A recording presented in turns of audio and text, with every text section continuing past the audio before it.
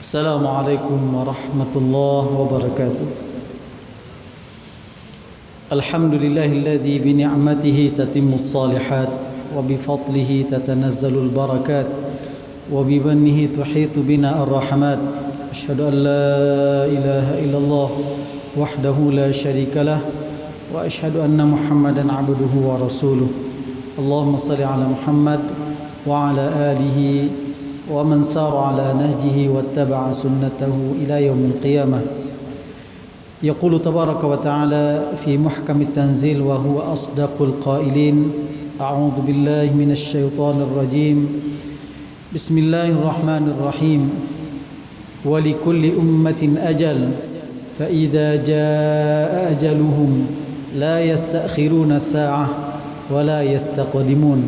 صدق الله العظيم. Jemaah kaum muslimin, kaum muslimat yang dirahmati Allah Subhanahu wa taala.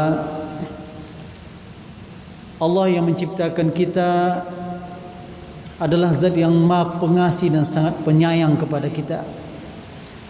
Di antara bentuk kasih sayang Allah kepada kita, Allah senantiasa mengirimkan pesan-pesan kepada kita agar kita selalu dalam kondisi berjalan dalam jalan yang telah ditentukan oleh Allah Subhanahu wa taala. Allah memberikan pesan-pesan, peringatan-peringatan apabila seandainya kita keluar dari jalan tersebut agar kembali ke jalan yang lurus. Dan kalau kita perhatikan, maka banyak sekali pesan yang Allah kirimkan kepada kita kalau kita betul-betul menggunakan akal dan hati kita. Nah, di antara pesan yang Allah berikan kepada kita yang menjadi peringatan bagi kita itu adalah pesan dari peristiwa kematian. Dalam kesempatan yang berbahagia ini kita akan sedikit mengulas tentang risalatun min wara'il maut, pesan di balik peristiwa kematian. Jemaah kaum muslimin, kaum muslimat yang dirahmati Allah Subhanahu wa taala, hari-hari ini, hari beberapa waktu belakangan ini adalah hari-hari di mana kita selalu diingatkan oleh Allah SWT tentang kematian ini. Mungkin hari ini kita sudah membaca dan mendengar berita tentang kematian. Tadi pagi saya sudah dengan beberapa kawan melakukan takziah. Dalam waktu yang sama juga ada informasi kerabat saudara yang meninggal di Padang Panjang. Kemarin juga demikian. Dan bahkan hampir setiap hari kita membaca berita tentang kematian ini.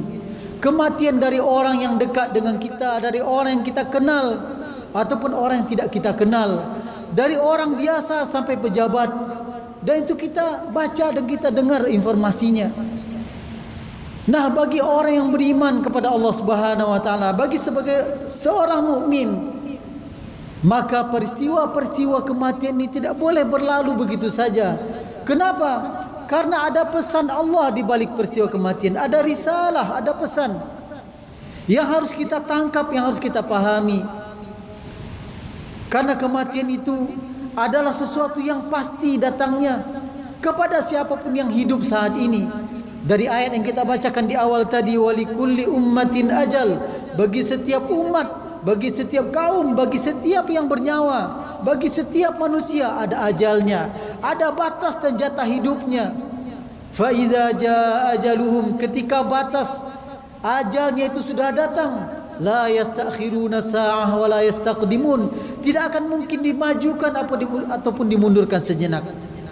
Maka peristiwa kematian adalah peristiwa yang harus menjadi i'tibar bagi kita, menjadi pelajaran bagi kita orang-orang yang beriman. Dalam kesempatan ini kita sebutkan 3 pesan yang bisa kita ambil dari peristiwa kematian. Yang pertama adalah ta'jilut taubah. Peristiwa kematian bagi kita orang beriman harus memunculkan dalam hati ini semangat untuk ta'jilut taubah, menyegerakan taubat kepada Allah Subhanahu wa taala. Kita adalah manusia yang tidak pernah luput dari kekurangan dan kesalahan, kekhilafan dan kealfaan. Ada dosa kecil dan dosa besar yang mungkin kita kerjakan, bahkan setiap harinya tidak luput dari dosa dan kesalahan. Maka sebagai orang yang beriman kepada Allah dan meyakini akan adanya hari pembalasan, akan adanya hari kiamat, dan Allah melalui pesannya ada orang-orang yang meninggal setiap harinya, harus tumbuh dari dalam hati kita, dari dalam diri kita semangat untuk mempercepat taubat kepada Allah Subhanahu wa taala. Kenapa demikian? Kenapa kita tidak boleh menunda-nunda taubat? Karena kita tidak tahu kapan kematian itu datang kepada kita. Kematian datang kepada yang masih kuat, yang masih energik, datang kepada yang sakit, juga datang kepada yang sehat, datang kepada rakyat biasa, datang kepada pejabat, tidak mengenal tempat dan waktu. Karena tidak tahunya kita kapan kematian itu datang kepada kita, maka jangan sampai kita menunda-nunda taubat. Karena bisa jadi ketika kita menunda taubat, justru di waktu dekat itu Allah memanggil kita. Makanya di antara doa yang sering kita lantunkan dan juga kita dengar daripada imam ketika berdoa, wa taubatan qabla al-maut, meminta taubat kepada Allah sebelum maut datang menjemput kita. Karena tidak ada artinya ketika saat sakaratul maut kita baru sadar, kita baru mau bertobat. Maka di saat sekarang inilah kita menyegerakan taubat kepada Allah Subhanahu wa taala. Dengan cara apa? Tentu meninggalkan segala maksiat, dosa-dosa yang mungkin kita perbuat selama ini, yang biasa kita kerjakan selama ini, harus kita tinggalkan sebagai bukti kejujuran kita dalam bertobat. Hari ini ujian begitu berat, dalam kondisi yang susah saat ini pun masih ada orang yang belum sadar, masih ada yang orang yang begitu mudahnya melakukan dosa dan kemaksiatan, melakukan kezaliman. Di tengah susahnya kehidupan hari ini, ada orang yang mengambil hak orang-orang fakir dan miskin dengan sengaja memperkaya dirinya, bukan karena dia tidak berkecukupan, bahkan fasilitas yang dia miliki sudah begitu lebih, fasilitas jabatannya sudah begitu lebih, tapi masih saja korupsi, mengambil hak-hak orang-orang yang semestinya mendapatkan santunan hari ini. Maka kondisi sulit, banyaknya peristiwa-peristiwa kematian harus menyadarkan kita bahwasanya taubat kita tidak mungkin lagi ditunda. Karena cepat ataupun lambat kematian itu akan datang kepada kita. Allah Subhanahu wa taala dalam Al-Quran menyebutkan, "Wa ma tadri nafsun madza taksibu ghada, wa ma tadri nafsun bi ayyi ardin tamut." Tidak ada di antara kita yang tahu apa yang akan dia perbuat esok hari. Kita mungkin merencanakan besok akan melakukan ini dan itu, pada jam ini dan itu, tetapi nanti realitanya bisa jadi tidak sama, mungkin maju, mungkin terundur dan seterusnya. Wa ma tadri nafsun ma bi ayyi ardin tamut. Dan tidak ada yang tahu di antara kita di mana dia akan meninggal. Ada yang sudah menyiapkan kuburan, tanah untuk kuburannya, tetapi dia meninggal di tempat yang lain. Inilah rahasia kematian yang kita tidak tahu. Maka oleh sebab itu kita harus menyegerakan taubat. Yang kedua, pesan dari peristiwa kematian ini adalah qana'atul qalbi. Dengan banyaknya orang-orang yang meninggal di sekitar kita, yang kita kenal ataupun yang tidak kita kenal, harus muncul dalam hati dan diri kita qana'atul qalbi, yaitu rasa puas dan ridha dengan ketentuan Allah Subhanahu wa taala. Apapun kondisi kita hari ini, ada yang Allah uji dengan kesusahan ekonomi, kesusahan hidup, susah mencari kerja hari ini. Ada yang Allah berikan kelapangan hidup. Maka orang yang ridha dengan ketentuan Allah, ridha dengan pemberian Allah dan qanaah dengan pemberian tersebut, itulah orang yang berbahagia. Itulah orang yang akan mendapatkan falah, kemenangan. Dan salah satu hal yang bisa memupuk qanaatul qalbi itu adalah peristiwa yang Allah kirim kepada kita, itu kematian. Ada orang yang belum puas, tidak pernah merasa puas dengan dunia, dan itulah tabiat manusia. Dia tidak akan pernah puas sekalipun. Dalam hadis Rasulullah katakan, kalau seandainya anak Adam itu diberikan 1 lembah emas, maka dia akan minta 2. Bahwasanya menunjukkan dia tidak akan pernah puas dengan dunia ini. Makanya Allah dalam Al-Quran mengatakan, alhaakumut takatsur hatta zurtumul maqabir. Berlomba-lomba mencari banyaknya dunia, mencari banyaknya harta, mengumpulkan banyaknya harta, telah melalaikan kalian, kata Allah SWT. Kapan manusia tersebut akan berhenti? Kapan dia sadar dari kelalaian tersebut? hatta zurtumul maqabir. Ketika dia sudah masuk ke dalam kubur, ketika kematian sudah datang kepadanya, baru tersadar saat itu, baru berhenti perlombaan mencari dunia. Ini orang-orang yang lalai. Maka mari kita hidupkan hati kita, menangkap pesan-pesan Allah Subhanahu wa taala, sehingga kita tidak termasuk orang-orang yang lalai, yang baru sadar nanti ketika sakaratul maut datang menjemput kita. Maka hati yang qanaah, hati yang merasa cukup dengan apa yang ada, ridha dengan pemberian Allah,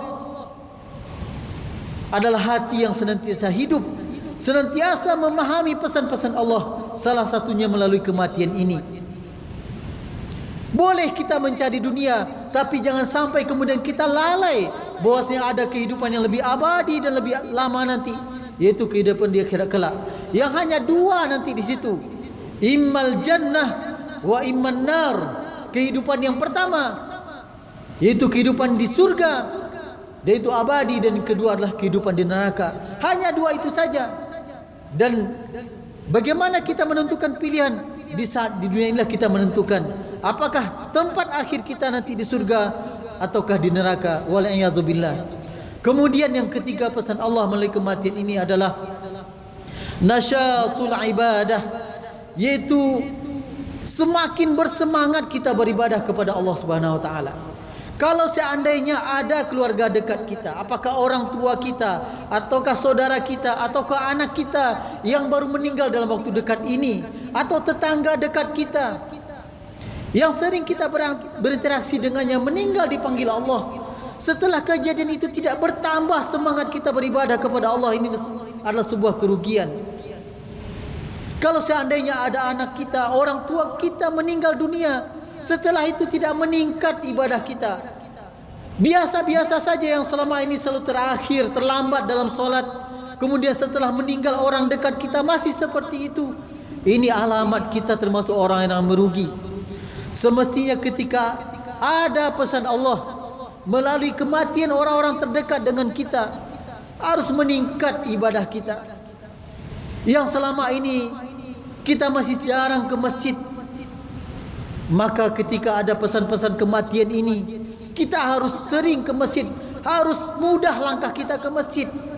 Jangan sampai menunggu waktunya kita yang akan ditandu dibawa ke masjid dan disolatkan ketika kita sudah tidak mampu berbuat apa-apa lagi. Mumpung saat ini Allah masih berikan kesempatan hidup kepada kita, usia kepada kita, maka kita tingkatkan ibadah kita. Kalau selama ini masih mencukupkan dengan yang wajib, solat-solat wajib itu pun masih di akhir waktu, maka sekarang tidak ada alasan bagi kita kemudian mengabaikan yang wajib tersebut. Mari kita kerjakan solat wajib di awal waktu. Kita usahakan berjamaah, ikut bersama imam takbiratul ihram. Yang sudah biasa mengerjakan solat wajib berjamaah di awal waktu, di masjid bahkan, maka kita sempurnakan dengan solat-solat sunnah, dengan ibadah-ibadah sunnah. Betapa banyak solat-solat sunnah yang bisa kita kerjakan. Rasulullah SAW dalam hadis yang menyebutkan, ma min muslimin yusalli lillahi ithnatay asharata raka'ah fi yawmin wa laylah tatawwan ghaira faridah illa banallahu lahu baitan fil jannah. Tidaklah seorang muslim mengerjakan solat sunnah, solat 12 rakaat, solat sunnah, bukan solat wajib, dalam sehari semalam, melainkan Allah akan bangun untuknya satu rumah di surga dari setiap 12 rakaat salat sunnah yang kita kerjakan, yang kita rutinkan setiap harinya. Dan betapa banyak waktu-waktu kita yang masih terbuang untuk hal yang tidak ada artinya, yang tidak ada manfaatnya. Habis waktu kita membaca WhatsApp, membaca status orang lain, berjam-jam bahkan menonton. Tetapi kadang kita tidak sempat untuk salat duha, tidak sempat untuk salat sunnah qabliyah dan ba'diyah. Betapa ruginya. Padahal Allah sudah memberikan pesan kepada kita setiap hari, bahkan sekian peristiwa kematian Allah sampaikan kepada kita. Belumkah juga kita sadar? Ataukah kita termasuk apa yang Allah katakan, hatta zurtumul maqabir, baru ketika kita masuk surga, kita masuk ke dalam kubur baru tersadar kita Padahal di saat itu tidak ada lagi kesempatan untuk beramal, tidak ada lagi kesempatan untuk beribadah kepada Allah. Allah menciptakan kita adalah untuk beribadah. Wa ma khalaqtul jinna wal insa illa liya'budun. Hidup kita inilah untuk beribadah kepada Allah. Maka jangan sampai sedikit waktu pun berlalu begitu saja tanpa ada nilai ibadah kepada Allah SWT. Maka di sini saya mengajak kita semua mengambil pesan-pesan Allah, menangkap pesan-pesan Allah dari semua peristiwa kematian yang diantaranya kita sebutkan tadi, yaitu ta'jilut taubah, menyegerakan taubat. Yang kedua, qana'atul qalbi, adanya qana'ah dalam hati kita. Dan yang ketiga, nasyatul ibadah, semakin bersemangat kita beribadah, berbudiah kepada Allah SWT di sisa waktu-waktu dan usia yang Allah berikan kepada kita. Semoga pesan-pesan ini bisa kita tangkap dan hari-hari ke depan kita lebih baik, dan semoga nanti kita menghadap Allah dalam keadaan husnul khatimah. Amin ya rabbal alamin. Demikian saja, semoga bermanfaat, dan jika ada salah dan jengkel saya mohon maaf, dan kepada Allah kita minta ampun. Aqulu qawli hadza wa astaghfirullah li wa lakum. Wassalamu alaikum warahmatullahi wabarakatuh. Allahu akbar.